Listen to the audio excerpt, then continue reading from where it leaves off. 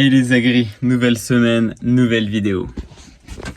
Ce premier jour au travail, déstockage de blé.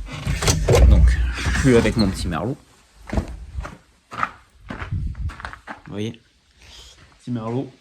Et on vide la case de blé. Donc on vide le côté qui est du côté du trieur, vu qu'on a la ventilation de l'autre côté.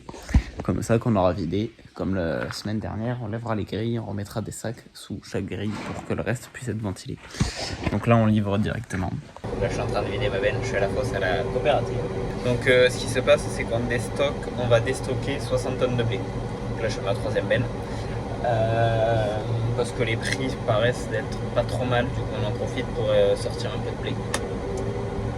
Donc voilà, on sort 60 tonnes hein, sur tout le stockage, ça fera juste un petit trou dedans.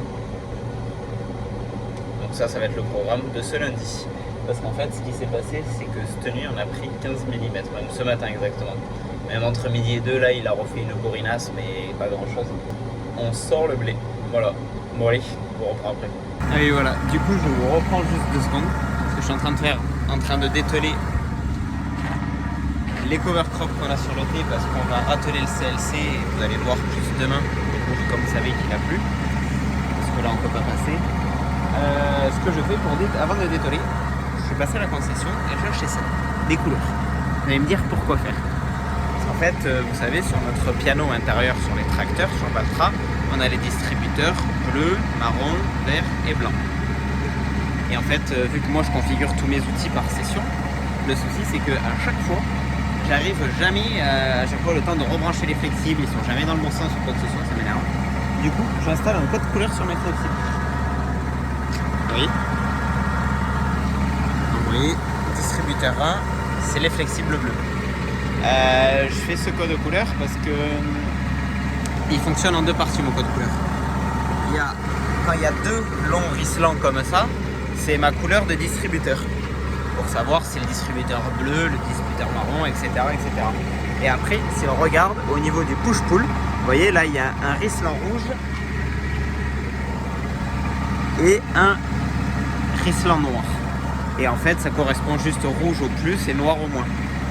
Voilà, c'est-à-dire qu'en fait mes flexibles là, je les vois. J'ai ma paire de flexibles, je vois jaune et jaune qui sont longs, c'est mes 2. Et après, pour savoir qui est le plus et le moins, il y a rouge et noir pour dire plus et moins. Donc code couleur assez simple, mais voilà. Ah oui, on a un distributeur marron, mais j'avais pas de Serflex marron, du coup j'utilise les Serflex jaunes. Mais voilà, je pense que ça me fera gagner un peu de temps et ça sera beaucoup plus pratique. Et du coup, je vais faire ça un peu sur tous nos outils en code couleur.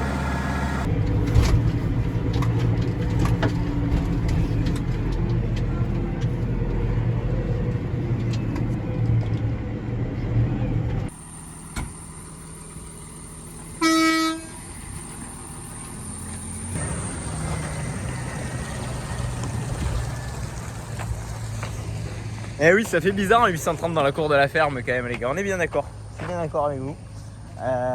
Normalement vous l'avez déjà vu, c'est Baptiste, il avait déjà été dans des vidéos que j'ai tournées chez lui. Ils ont un méthaniseur. Et du coup, ce qui se passe, c'est que je vous ai expliqué que pendant la saison, tous nos déchets du trieur, on les stockait ici. Vous vous souvenez, on avait une bonne pile quand même qui était là. Bon là, il reste en fond de pile parce qu'on n'a pas pu tout charger dans la benne déjà que là. Il est bien chargé, c'est pas en poids mais c'est en volume, surtout que ça prend de la place. Et du coup il est venu le récupérer lui pour sa méthanisation.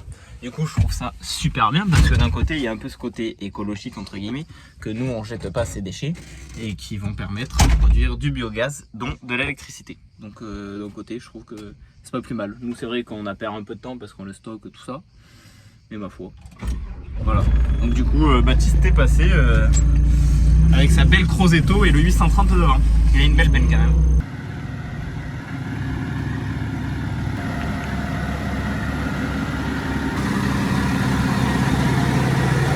Donc là du coup ce qui s'est passé, c'est que ce matin j'ai dû aller faire du CLC, c'est pas passé, en fait un peu trop d'humidité, en gros c'est juste que l'eau est pas encore descendue, du coup le tracteur patine un peu, c'est pas foufou, mais en soi la fraîcheur y est donc c'est impeccable. On va reprendre dans un jour ou deux, mais le souci c'est qu'ils annoncent des petites bourrinasses qui tombent, et du coup, vu qu'on en était, on essaye quand même de faire les travaux au bon moment. Donc, on avait une pale qui avait pété, du merlot. Donc là, si on regarde, j'ai fait du renfort. Si on regarde, j'ai tout repris de partout, c'est du solide. Et là, ce qui se passe, c'est qu'il va y avoir un camion de paille à charger cet après-midi. Donc je sais pas si c'est moi qui vais le charger ou mon patron. Mais on a le fauteuil du merlot qui est mort. Du coup, on change l'assise du fauteuil du merlot parce que c'est vrai que ça commence à faire mal aux fesses. Allez, c'est parti. L'état de l'assise. Voilà. Vous voyez, là, on est complètement sur la ferraille et tout. Et ça, normalement, c'est la nouvelle assise. Donc il faut que j'arrive à changer ça. Et voilà. Ah, ça va être beaucoup mieux quand même là. Franchement, quand on passe de ça, quand on passe de ça à ça, ça va être beaucoup plus confortable pour charger la paille et tout le reste, je vous le jure. Ça c'est bien ça. Ça c'est bien. Voilà. Bon, après il reste du bordel, faudra qu'on le nettoie. Mais le souci c'est que ça fait longtemps qu'il n'y a plus la clim qui fonctionne, du coup on a toujours la vitre ouverte pour éviter de crever chaud dedans. Et du coup ça bouffe rapidement la poussière. Ma foi, mais bon déjà le fauteuil neuf, ça va faire du confort.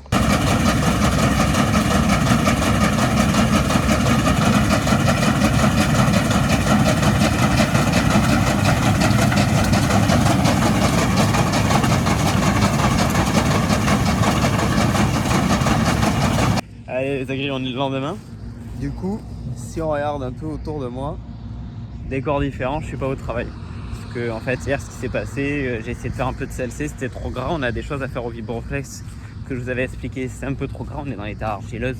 Du coup ça réussit mal en fait, la surface est vachement mouillée et l'eau est pas encore descendue en profondeur. Du coup ça passe en travail mais on préfère éviter, on préfère continuer à laisser l'eau descendre un peu. Comme ça, nous, on fera que mieux nos préparations de terre. Donc je réessayerai ça demain. Donc aujourd'hui, repos. Et si on regarde derrière, une CR. Qu'est-ce qu'une CR, Fichula? Très bonne question, je suis chez Vincent.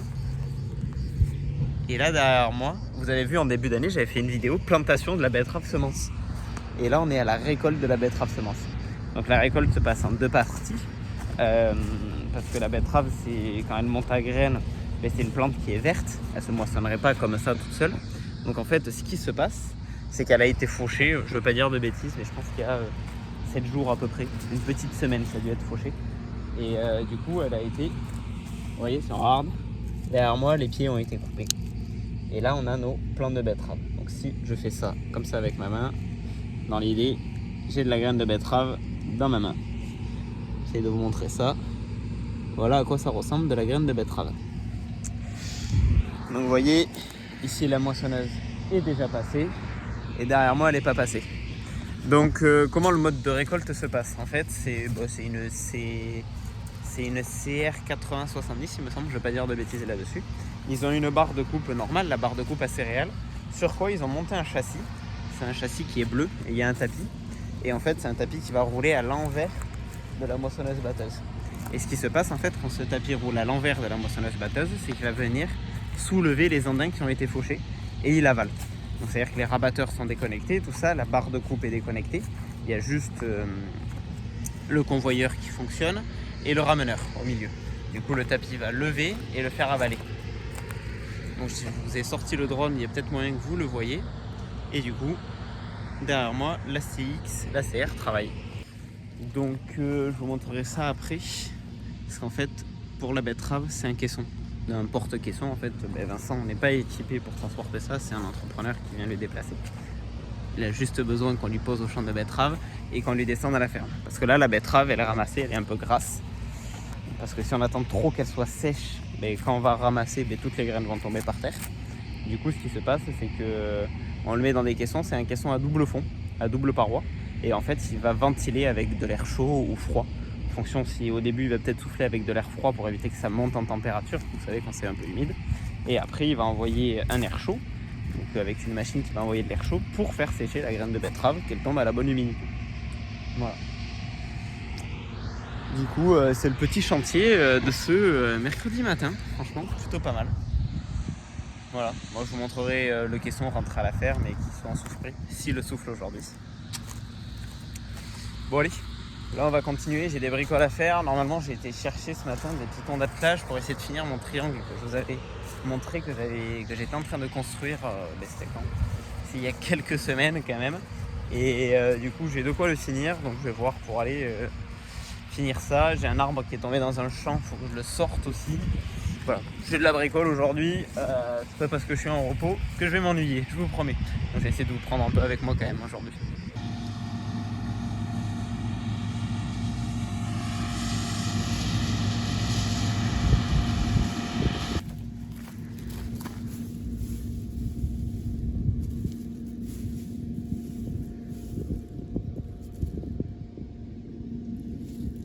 Vous allez me dire pourquoi il y a une pile de semences de betterave qui est foutue par terre.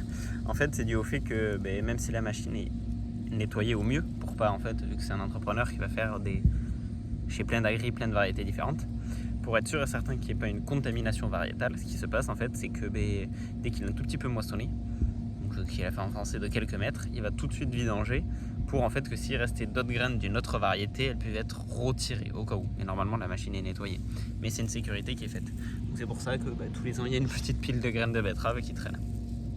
Voilà, alors, franchement le calibre est pas mal du tout. On est sur un beau calibre cette année, c'est top. Franchement c'est top.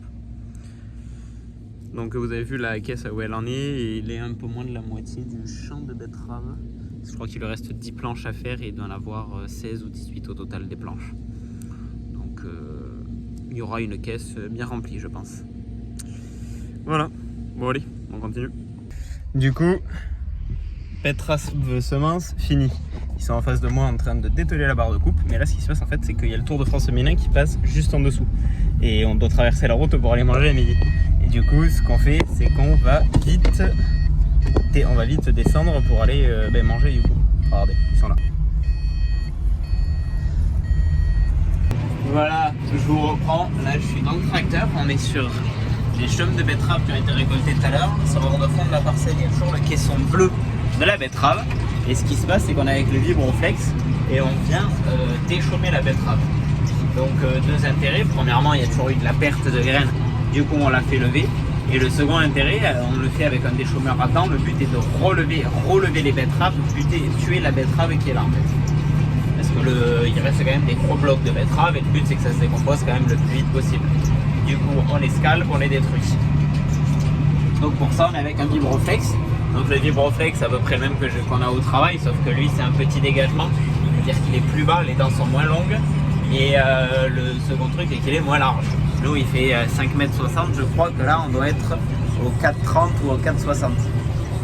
Ouais peut-être, ouais je suis pas sûr qu'il efface les 4,60, ça doit peut-être être à 4,30, quelque chose comme ça.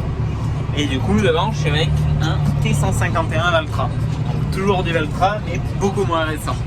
Et équipé en GPS, GPS adapté, donc c'est du Trimble. Donc on a la console ici et c'est un volant électrique. Donc c'est pas sur l'orbitrol ou quoi, c'est vraiment le volant qui est électrique et que le GPS alimente. On a quand même une antenne sur le toit et tout pareil. Mais voilà. Du coup franchement mon vitesse d'avancement va moins vite que le travail, hein. On est à 7 parce qu'en fait si on est dans des terres très usantes ici, si on roule plus vite on va bouffer énormément de ferraille. Donc c'est plus pour ça qu'on va rouler moins vite. Mais ma foi, donc c'est pas du Vario, c'est une boîte Meca et on a 3 rapports sous charge. Voilà, allez. Donc voilà, on reste sur les habitacles Valtra, l'échappement caché et la prise d'air cachée sur les montrants. Bon, les rétros un peu plus petits. Mon volant électrique. Voilà, on a 1500 tours à peu près pour travailler, pas besoin d'aller bien au régime hein, pour du travail du sol. Et derrière, le petit vibroflex. Voilà, franchement, ça fait un sacré boulot. Franchement, c'est des terres ici. Là, on est sur les plateaux, entre guillemets, c'est du limoneux argileux. Dès qu'on descend dans la vallée, c'est limoneux sablonneux, limoneux. Enfin, des terres. Là, nous, à mon travail, on a pris à peu près la même quantité d'eau, on ne peut pas passer dans les argiles. Ici, on passe, même ça serait presque trop sec, vous voyez. Il y a des mottes, mais dû au fait que ça soit sec. Voilà, que nous, on faisait du lard la dernière hier au travail, voilà. C'est vraiment des terres appréciées pour ça. Bon, après, elles ont leurs inconvénients, bien sûr, mais voilà. En vrai, je suis content de faire un petit tour. C'est rigolo de remonter dans du matériel moins récent, et c'est toujours un plaisir. Les aguerris. Du coup, lendemain matin, vous voyez, je suis dans les chaumes, je suis dans le T235 et derrière on a le CLC. Donc je vous avais dit, pour ceux qui ont vu la vidéo de dimanche, vous avez vu que je faisais du CLC mais j'ai pas expliqué pourquoi. Bon, d'abord, je dois descendre. Du coup, je vais vous montrer à peu près aux profondeurs qu'on travaille. On va pas travailler aussi profond que pour une culture de printemps, parce qu'ici ça va partir en orge. Et je vous ai expliqué pourquoi cette année on fait du CLC pour préparer nos orges. Tout ce qui est profondeur de travail, là je sais pas si on se voit bien, j'ai ma dent qui est ici, j'ai levé mon outil, là j'ai une autre passe dedans. Et pour regarder la profondeur de travail, on va regarder à peu près comme ça. Et là on est à une quinzaine de centimètres en profondeur de travail. Bon, on cherche pas à aller très profond non plus, parce que déjà les terres, même si elles sont fraîches, sont quand même sèches. Donc profondeur de travail, on la voit sous notre dent, on est à une quinzaine de centimètres à peu près, peut-être un tout petit peu plus. Voilà, on cherche pas à aller plus profond, je vous explique pourquoi. LC, fissurateur à dents. On a une 15, oui je crois que c'est ça, on a 15 dents là-dessus équipées. Donc on est avec des pointes de charrue dessus. Et voilà, du coup on est en écartement de dents, je crois qu'on a un peu une vingtaine de centimètres entre chaque dent. Et vous allez me dire, ouais, ben là, on est ici, il y a eu un passage de dents là, et vous allez me dire, ça n'a pas été travaillé. Oui, ça n'a pas été forcément remué et tout. Mais si je passe ma main là-dessous, ça a quand même été soulevé. Comment on essaye d'estimer la profondeur de travail d'un outil à dents? C'est tout simple. En fait, on va prendre notre écartement de dents et on va estimer qu'il faudrait aller au moins aussi profond que notre écartement de dents. C'est-à-dire que si on a 15 cm en écartement de dents, on se dit on peut descendre de 15 à plus. L'idée c'est ça, c'est pas être inférieur à cet écartement. C'est dû au fait qu'en fait, un truc qu'on avait vu en cours nous, c'est l'effet de fissuration. Donc avec un fissurateur, il faut essayer d'aller à la profondeur de notre écartement de dents, au minimum. Après si on veut essayer d'aller plus profond, on peut aller plus profond. Pourquoi on va pas plus profond? Premièrement, c'est juste pour de l'orge, donc pas besoin d'aller créer une énorme structure de sol. Même si on peut, hein. Mais second intérêt, c'est que plus on va aller profond, on est dans des terres très argileuses ici, plus on va aller profond, plus on va faire de la motte. Et plus ça va être galère d'arriver à semer notre orge dedans, même si cette année on s'y est pris très tôt pour semer. C'est l'une des premières années où je pense qu'ici on s'y prend aussi tôt pour arriver à semer de l'orge. Mais bon, les conditions le permettaient parce que vous voyez, c'était humide. Même si la semaine dernière, quand j'avais fait du Q, on a repris le pliante, mais quand j'avais fait le Q305, un peu de CLC derrière, mais c'était quand même plus dur que maintenant, même si j'étais dans des terres plus légères. Mais dû au fait qu'il n'y avait pas encore plu, là on a pris je crois peut-être 10-15 mm ce week-end au total, ou dans la semaine. Et depuis le Q en gros, depuis la vidéo depuis la semaine dernière, on a dû prendre ça à peu près en précipitation. Et c'est vrai que ça se ressent énormément au travail du sol parce que le T qui étant moins puissant quand même, mais on arrive à quand même faire de l'aussi bon travail, on va dire. Donc voilà, pourquoi on fait du CLC pour préparer les orges. On le fait juste sur nos surfaces en orge, donc il y a entre 25 et 30 hectares, je crois une trentaine d'hectares, je ne vais pas dire de bêtises. Voilà, du coup, dans ce champ, je suis à l'une de mes dernières raies. On a un champ au-dessus de 3-4 hectares, je crois, et un hectare à faire à côté. Donc, je vais finir tout ça, et quand je rentre à la ferme, on va rester avec le CLC, mais on va modifier un petit truc dessus pour aller faire du bio. Vous verrez par la suite. Et ça, on risque plus d'aller le faire demain. Allez, on continue. Du coup, tout le CLC pour les qui vont partir en orge a été fait. Vous voyez, je suis rentré à la ferme avec le petit T et le CLC. Et là, ce qui se passe, c'est qu'on monte ça. Vous allez mieux voir comme ça. C'est de la petite ailette de qualité, mon copain. Vous allez me dire, qu'est-ce que vous branlez à monter des ailettes de cette taille-là? Très bonne question. Vous savez, pour le bio, on a vu qu'il restait de la lampourde beaucoup, je vous avais parlé. Qu'on voulait peut-être faire du vibroflex, mais le souci du vibroflex, c'est qu'avec les dents vibrantes, souvent, les lampourdes bien enracinées, on les pète pas. Du coup, là, on a monté du lourd. C'est mon patron qui avait fait des montages comme ça à l'époque. Donc, en fait, chez CLC, chez Caverneland, il existe des petites ailettes, vous voyez, qui font cette taille. Et sur quoi, lui, ils y ont soudé de la vraie ailette. Donc, du coup, j'ai plus qu'à monter 14 ailettes. J'en ai pas pour 5 minutes. Et on verra demain le travail que ça donne. Bon, ça doit sacrément tirer, je pense.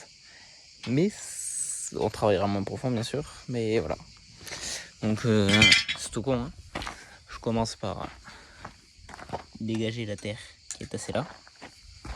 Et après je dévisse. J'ai 3 vis. Je déboulonne les 3. Je dois changer un des 3 boulons vu que ça rajoute de l'épaisseur. Celui du milieu je dois le changer parce qu'il y a plus d'épaisseur. Et voilà. J'en ai plus que 14 à faire. Allez, c'est parti. On se retrouve demain. Du coup, comme vous voyez, j'ai replié mon outil. Je sors du champ en fait parce que malheureusement c'est des champs où on avait. Donc là je suis dans des parcelles de bio. Donc du coup quand on avait moissonné il y avait beaucoup de lampourdes qui avaient repoussé. Du coup on avait moissonné donc beaucoup de paille. Donc il y a un champ on avait passé du cover crop, l'autre on avait passé de la grissem. Et dans les deux cas en fait presque il n'aurait pas fallu qu'on fasse ça. Il aurait fallu qu'on passe du broyeur carrément. Et après notre coup de broyeur venir avec ça. Et malheureusement du coup c'est trop de matière et ça bourre au truc, ça fait des piles partout de paille donc ça marche pas. Donc c'est un peu relou. Donc ce qui va être fait c'est que je vais rentrer à la ferme, je vais poser le CLC avec mes grosses patounes. Vous voyez, et ça fait quand même de la grosse patte d'oie. Du coup c'est pour ça la matière se tasse dedans. Je vais poser la masse de 1004 devant, je vais remettre la masse de 1000 kg. Je vais atteler ma chape d'attelage et je vais atteler le vibroflex entraîné. Donc voilà, on va aller faire ça. Du coup là il est 11h30, le temps que je fasse ça, on va attaquer en début d'après. Voilà. Voilà, du coup, là ça bombarde. Là je vous le jure, ça bombarde, des débit de chantier complètement autres. Niveau scalpage, c'est sûr qu'on va moins profond. Mais bon, les lampourdes étaient assez petites, donc je pense que dans l'ensemble on va les péter. On continue d'incorporer nos pailles au sol pour une meilleure décomposition et avoir moins de résidus, ça c'est pas mal. Et voilà. Je vous montre un peu ce que ça donne.